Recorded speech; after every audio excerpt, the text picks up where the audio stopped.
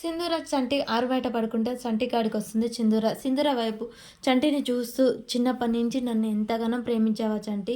అందుకే ఆ దేవుడు మనిద్దరికీ ముడివేశాడు అని చెప్పేసి సింధూర తన మనసులో చిన్నప్పుడు ప్రేమను గుర్తు చేసుకుంటూ మురిసిపోతూ ఉంటుంది. చంటి చలితో వణుకుతూ దగ్గరికి చేతులు ముడుచుకుంటూ ఉంటాడు. ఈలోపే సింధూర అక్కడ ఉన్న బెడ్షీట్ని కప్పుతూ ఉండగానే వాళ్ళ అమ్మ అయితే అక్కడికి వస్తుంది.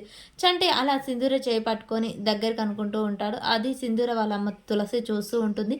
సింధూర తన చేయిని వదిలించుకొని ఇక తన మెడలో ఉన్న తాళిని తీసి అలా చేతిలో పట్టుకొని చూస్తుంటుంది. ఈలోపే తులసి వాళ్ళ అమ్మ సింధూర మెడలో ఉన్న తాళిని చూసి అలా షాక్ అయి అక్కడే నిలబడుతుంది. సింధూర అనుకోకుండా వెనకకు తిరిగేసరికి వాళ్ళ అమ్మ ఉంటుంది. వాళ్ళ అమ్మని చూసి సింధూర షాక్ అవుతుంది. మరి తులసి సింధూర మెడలో తాళిని చూసి ఎవరు కట్టారని నిలదీస్తుందా.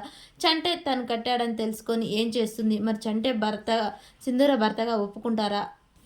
సింధూర భర్తగా ఒప్పుకొని మరి చెంచలమ్మతో మాట్లాడడానికి వెళ్తారా, లేకుంటే ఈ విషయం ఇక్కడితో మర్చిపో అని చెప్పేసి సింధూరకు సర్ది చెప్తారా, అసలు ఏం జరుగుతుంది అనేది మనకు రేపటి ఎపిసోడ్లో తెలుస్తుంది ఫ్రెండ్స్. మన వీడియో నచ్చినట్టయితే లైక్ చేయండి, షేర్ చేయండి, సబ్స్క్రైబ్ చేసుకోవడం మర్చిపోకండి ఫ్రెండ్స్.